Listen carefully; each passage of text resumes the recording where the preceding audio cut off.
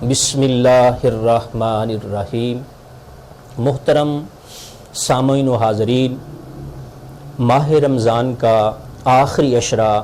شروع ہونے والا ہے اور آخری عشرہ آتے ہی ہمارے سامنے محبتوں کا، عقیدتوں کا، پیار کا ایک نیا سلسلہ شروع ہو جاتا ہے۔ ماہ سیام سارے کا سارا عزت والا، برکت والا، فضیلت والا، لیکن آخری عشرہ شروع ہوتے ہی ہماری نظر تاکراتوں پہ چلی جاتی ہے، شب قدر پہ چلی جاتی ہے۔ تو یہ اللہ رب العزت کا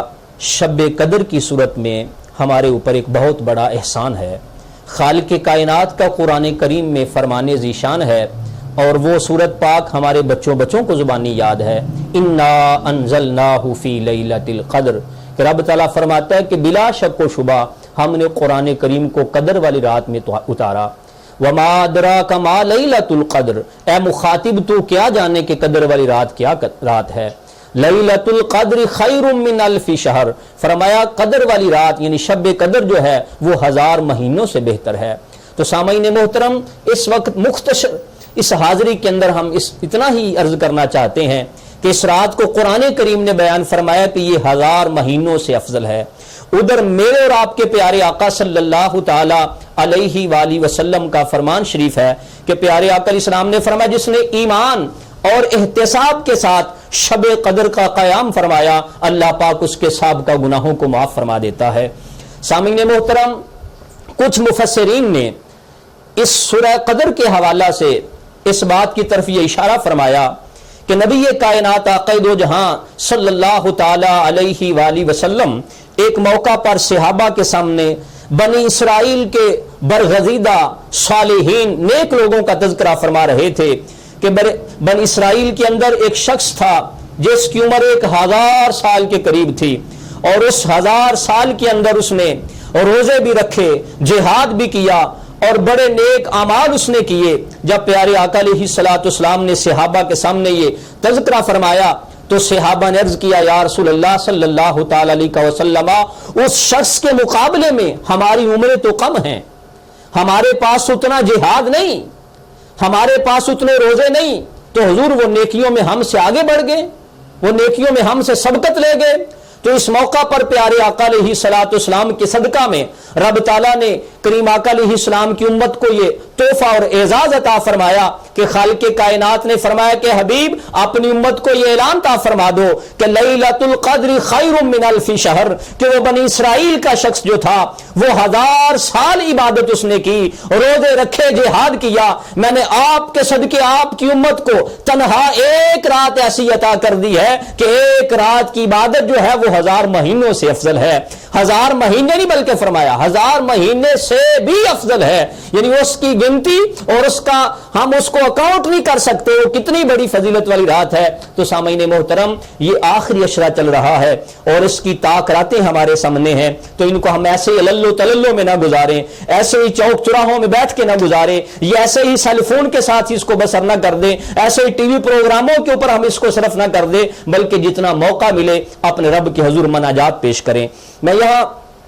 چند ایک باتیں اس حوالے سے عرض کرنا چاہتا ہوں۔ سب سے پہلے تو ایک بات پیارے آقا علیہ الصلوۃ والسلام کے فرمان شریف کی روشنی کے اندر آئی کہ فرمایا جس نے اس رات ایمان اور احتساب کے ساتھ قیام فرمایا، رب تعالیٰ اس کے سابقہ گناہوں کو معاف فرما دیتا ہے۔ سامعین محترم، قیام کی ادنا سی تعریف احادیث کی روشنی کے اندر یوں لے لیں کہ پیارے آقا صلی اللہ تعالی وسلم کے فرمان شریف کا مفہوم ہے کہ جس شخص نے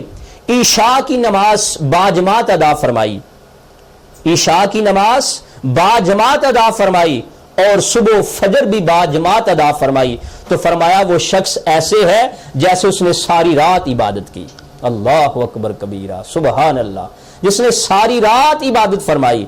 تو دیکھیں یہ بھی ایک قیام کی تعریف آ گئی کہ گویا کہ نماز عشاء بھی باجماعت، نماز فجر بھی باجماعت، تو گویا یہی دو نمازیں جماعت کے ساتھ ادا کرنے سے پیارے آقا علیہ السلام نے فرمایا کہ اس نے گویا ساری رات اللہ کے حضور عبادت کے اندر گزاری۔ تو تو شب قدر اگر میرے بھائیوں دوستو اگر ہم ساری رات اللہ کے حضور شب بیداری نہیں کر سکتے تو کم از کم اتنا تو کریں. اتنا کرنے سے اللہ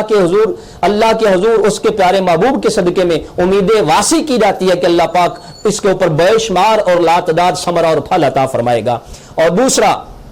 یہاں یہ بات بھی ہمارے سامنے رہنی چاہیے کہ آج ہمارے ہاں ایک بہت بڑا المیہ یہ بھی ہے. چلو آج تو ویسے ہی حالات ہمارے ہاں جس موسم میں آج ہم بات کر رہے ہیں یہ کرونا وائرس کا موسم گزر رہا ہے. اس موسم میں تو ویسے ہی ہم بہت دور جا چکے ہیں, لیکن عام حالات کے اندر ہمارے ہاں یہ تھا کہ ہم یہ شب بیداریاں اور یہ شب قدر اور یہ آخری عشرہ ہمارے نوجوان شب بیداری کرتے ہیں, رات گزارتے ہیں, لیکن انداز ذرا ہٹ کر ہے. گھر سے آئے شب بیداری کرنے کے لیے تو کہاں گزاری؟ چوک میں بیٹھ کے,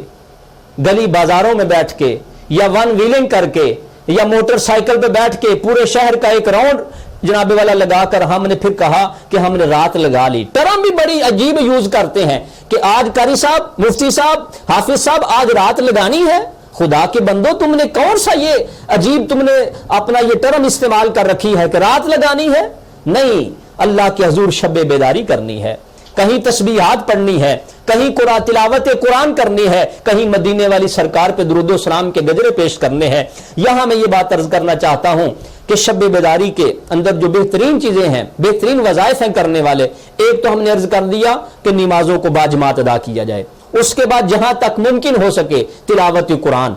پیارے آقا علیہ السلام پہ درود و سلام, اس کے بعد اللہ کے حضور استغفار پیش کیا جائے, استغفر اللہ ربی من کل ذنب واتوب الیہ, استغفر اللہ الذی لا الہ الا هو الحی القیوم واتوب الیہ. ایسے اوراد و وظائف پڑھے جائیں. اور سب سے بہترین وظیفہ شب قدر کا, یہ شب بیداری کا یہ ہے کہ اپنی زندگی کی قضا نمازوں کو دہرایا جائے. جو نمازیں چھوٹ چکی ہیں ان کو دہرایا جائے, ساری نہ پڑھی جائیں, آغاز کر لیا جائے, شروع کر لیا جائے, آہستہ آہستہ ان کو پڑھتے چلے جائیں, پھر دیکھیں اللہ پاک کتنی بہاریں عطا فرماتا ہے. تو سامعین محترم, اللہ کے حضور دعا ہے کہ اللہ پاک ہمیں لیلۃ القدر, شب قدر اور طاق راتوں سے کما حق کو فائدہ حاصل کرنے کی توفیق عطا فرمائے. وما علیہ الا البلاغ.